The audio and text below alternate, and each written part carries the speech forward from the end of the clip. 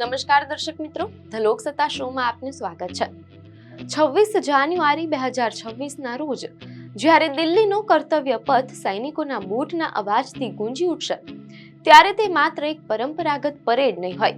આ વર્ષનો 77મો પ્રજાસત્તાક દિવસ ભારતની વધતી જતી વૈશ્વિક શક્તિ અને સુરક્ષા ક્ષેત્રે મેળવેલી સંપૂર્ણ સ્વાયત્તતાનું પ્રતીક બની રહેશે।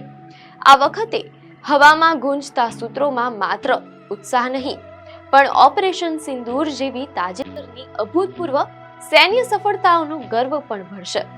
વિશ્વ આજે જોઈ રહ્યું છે કે ભારત હવે સંરક્ષણ સામગ્રી માટે બીજા પર નિર્ભર રહેનારો દેશ નથી, પરંતુ આત્મનિર્ભરતાના મંત્ર સાથે દુનિયાને આધુનિક હથિયારો પૂરા પાડનારી મહાશક્તિ બની રહ્યું છે। આજે આપણે એવા હથિયારો અને જાબાઝો વિશે વાત કરીશું જે દુશ્મનો માટે કાળ સાબિત થયા છે। આ વર્ષની પરેડનું સૌથી મોટું આકર્ષણ જો કોઈ હોય તો તે છે બ્રહ્મોસ મિસાઇલ સિસ્ટમ। ઓપરેશન સિંદૂર દરમિયાન આ સુપરસોનિક ક્રૂઝ મિસાઇલે પાકિસ્તાની સેનાના ઠેકાણા ઉપર જે રીતે સચોટ પ્રહાર કર્યા, તેણે આખી દુનિયાને સ્તબ્ધ કરી દીધી છે। મીડિયા અહેવાલો અનુસાર બ્રહ્મોસ ટુકડીના કમાન્ડર કેપ્ટન અનિમેશ રોહિલાએ ગર્વ સાથે જણાવ્યું કે બ્રહ્મોસને હવે કોઈ પરિચયની જરૂર નથી। તેની અતિધ્વનિક ગતિ અને અચૂક સચોટતાનું મિશ્રણ એટલું ઘાતક છે કે દુશ્મનની સંરક્ષણ પ્રણાલી પ્રતિક્રિયા આપે તે પહેલા જ તે લક્ષ્યનો નાશ કરી દેશે। આ મિસાઇલના પ્રહારની વિનાશક અસરો આજે પણ દુશ્મનના મનોવિજ્ઞાન પર હાવી છે, જે સાબિત કરે છે કે ભારતનું આકાશ હવે અભેદ્ય છે। બ્રહ્મોસની સાથે જ ભારતની પ્રથમ સ્વદેશી સપાટીથી હવામાં પ્રહાર કરનારી આકાશ મિસાઇલ પ્રણાલી પણ આ વખતે કર્તવ્ય પથ પર પોતાનું શૌર્ય બતાવશે। ઓપરેશન સિંદૂર વખતે આકાશે સાબિત કરી દીધું કે તે કોઈ પણ ભૂપ્રદેશમાં દુશ્મનના વિમાનો, હેલિકોપ્ટર, ડ્રોન અને મિસાઇલોને હવામાં જ તોડી પાડવાની ક્ષમતા ધરાવે છે। કેપ્ટન અનિકેત ઓઝાના જણાવ્યા મુજબ આકાશ સિસ્ટમની તૈનાતીએ સરહદ પર એવું સુરક્ષા કવચ પૂરું પાડ્યું છે કે દુશ્મનને ભારે નુકસાન વેઠવું પડ્યું છે, જ્યારે આપણી બાજુએ કોઈ જાનહાનિ થઈ નથી। આ હથિયાર પ્રણાલી મેક ઇન ઇન્ડિયાનું એક ઉત્કૃષ્ટ ઉદાહરણ છે, જે ઊંચાઈ પર પણ સચોટ માર કરી શકે છે। ભારતીય સેનાની જમીની તાકાતનું પ્રદર્શન કરવા માટે આ વર્ષે પ્રથમ વખત કર્તવ્ય પથ પર ત્રીજી પેઢીનું મુખ્ય યુદ્ધ ટેન્ક અર્જુન MBT અર્જુન પસાર થશે। મેજર હિતેશ મહેતાના નેતૃત્વમાં આ ટુકડી ભારતની સ્વદેશી ટેકનોલોજીના પ્રદર્શનનું કેન્દ્ર બનશે તેમ અહેવાલોમાં જાણવા મળેલ છે। અર્જુન ટેન્ક માત્ર રક્ષણ જ નથી આપતી, પણ રણ મેદાનમાં દુશ્મનના કિલ્લાઓ ધ્વસ્ત કરવાની ક્ષમતા ધરાવે છે।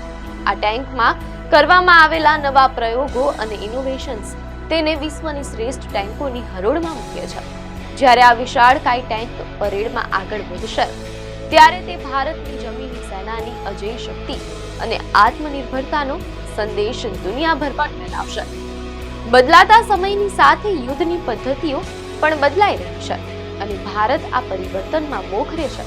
આ વખતે આધુનિક ડ્રોન યુદ્ધ અને આર્ટિલરી ક્ષમતા પર કેન્દ્રિત નવી શક્તિબાન રેજિમેન્ટ અને દિવ્યાસ્ત્ર બેટરી પોતાની હાજરી નોંધાવશે।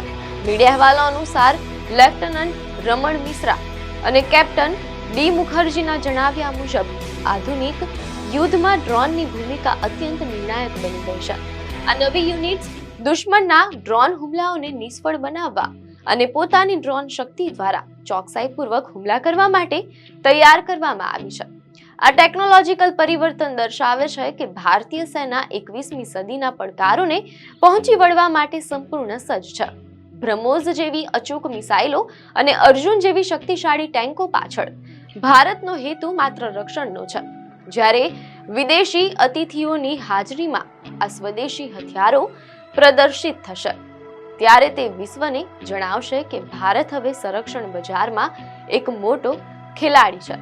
આ પરેડ દેશના દરેક નાગરિકો માટે સુરક્ષાનો અતૂટ ભરોસો છે કે તેમનો દેશ હવે કોઈ પણ આફતનો સામનો કરવા માટે સ્વનિર્ભર છે।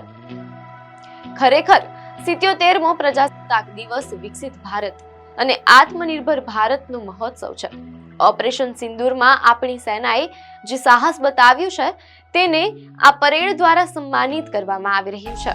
બદલાતા યુગની સાથે ભારત જે રીતે પોતાની સંરક્ષણ પ્રણાલીને આધુનિક અને સ્વદેશી બનાવી રહ્યું છે તે ભવિષ્યની મહાસત્તા બનવાનો પાયો છે. 77માં પ્રજાસત્તાક દિવસે કર્તવ્ય પથ પર પરેડ બાદ દરેક ભારતીયના હૃદયમાં એક જ ભાવ હશે કે આપણો દેશ સુરક્ષિત છે, સમર્થ છે અને સતત આગળ વધી રહ્યો છે. આપને માહિતી સારી લાગી હોય તો વિડીયોને લાઈક અને શેર કરજો, ચેનલને સબસ્ક્રાઇબ કરજો.